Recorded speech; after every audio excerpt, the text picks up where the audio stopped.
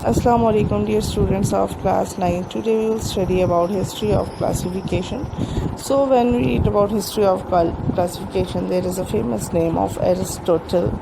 Aristotle was the first to give us the idea about classification. He divided all organisms into two groups, that are plants and animals. In 1700s, Abu Usman Omar al-Jahaz described the 350 species of animals. He studied about 350 species of animals and written about them in his books, and also write a book on ants. Ibn Rushd translated the book of Aristotle. The name of book was The Enema, in English On the Soul, यानी कि रूह पे लिखे जाने वाली किताब थी।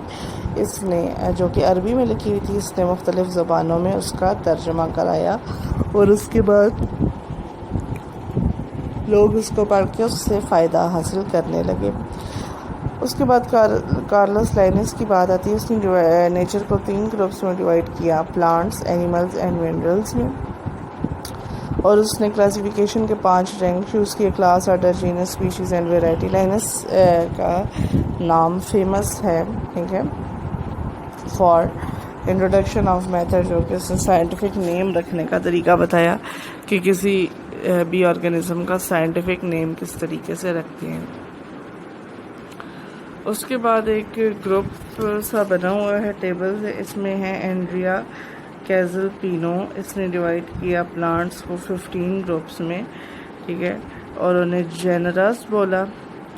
John राय ने पब्लिश की important work on plants classification, यानी कि प्लांट्स की क्लासिफिकेशन पे काम करके फिर उसे रिटन फॉर्म में इसने पब्लिश किया। एगस्टस रिवाइनस ने टेक्सॉन ऑफ ऑर्डर, ठीक है, जो टेक्सॉनमिक हायरार्की में आपने ऑर्डर पढ़ते हैं, ऑर्डर के बारे में एगस्टस रिवाइनस ने बताया। टॉर्नीफोर्ड ने हमें taxa of class and species के बारे में बताया, और कार्लस लाइनस ने ग्रुप किया उन्हें सिमिलर फिज़िकल कैरेक्टरिस्टिक्स की वजह से, ठीक है। इसके बारे में हमने पहले भी पढ़ा है अभी, ठीक है।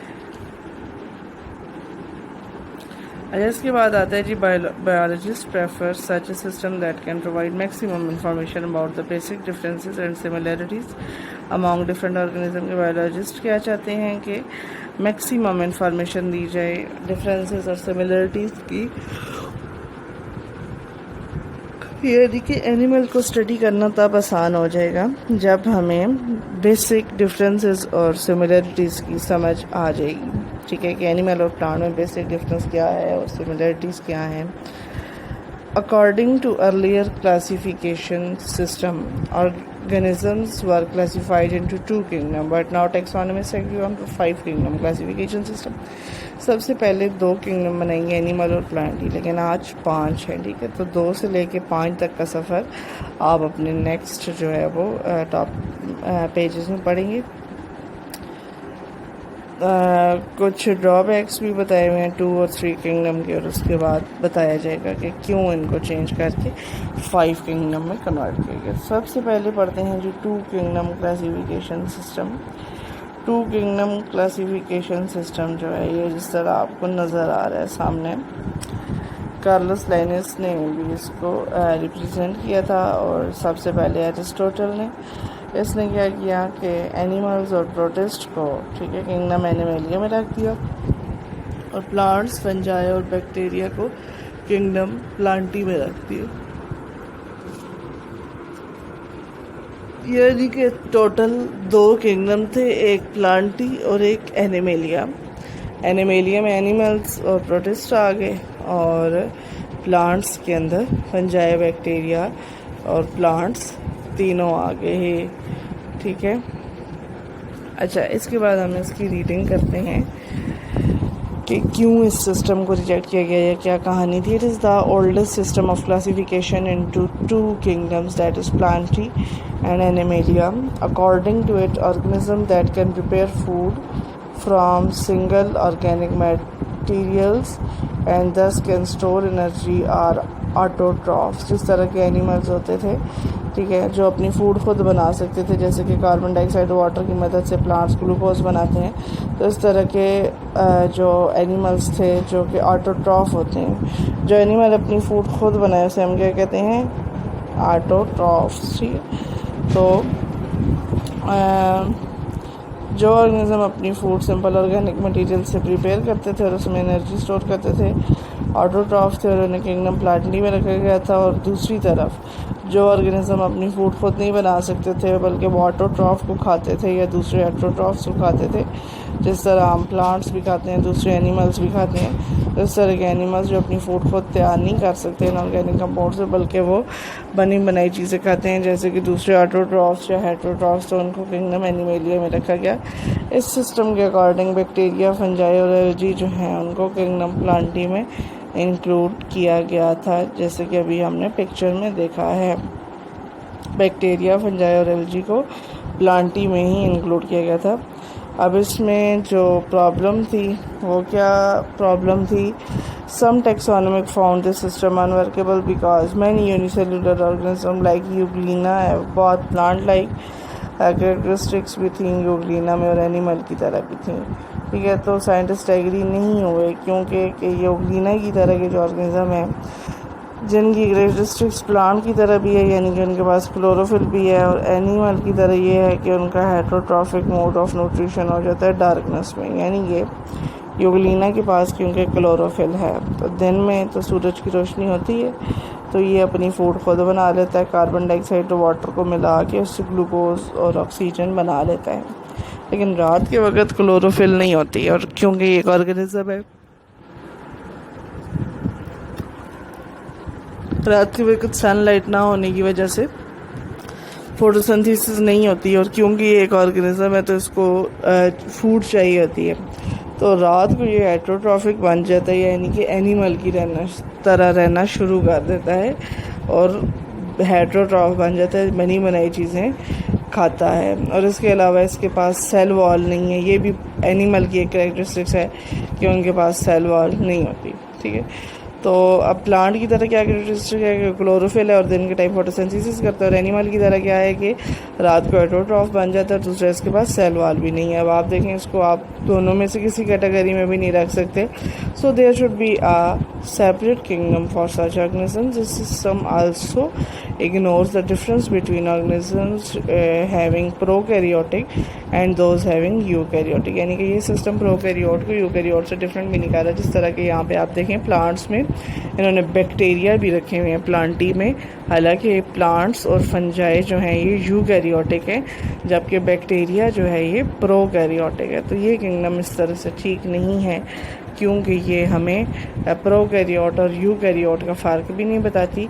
आपको पेपर में अक्सर पूछे जाते हैं what was the defect in two kingdom classification, तो उसमें आपने इसका सेकंड पैराग्राफ लिखना है। ठीक है, फर्स्ट तो बहुत आसान है, जो अपनी फूड खुद बना सकते हैं वो प्लांट, जो नहीं बना सकते वो एनिमल। सेकंड थोड़ा सा ट्रिकी है कि ऑर्गेनिज्म की जगह क्यों नहीं बन रही। ठीक है, आई होप सो कि आपको थोड़ी बहुत इसकी समझ आ गई होगी। उसके बाद है जी 3 kingdom classification system. 3 kingdom classification system में कुछ ऑर्गेनिज्म को जैसे कि प्रोटिस्टा वगैरह को एडजस्ट करने की कोशिश की गई, तो इसमें 3 किंगडम बन गई, किंगडम एनिमेलिया, किंगडम प्लांटी और किंगडम प्रोटिस्टा। और इसको रिप्रेजेंट किया था 1866 में अर्नेस्ट हैकेल ने। ठीक है, in 1866 Ernest Haeckel solved the first objection and proposed the third kingdom classification।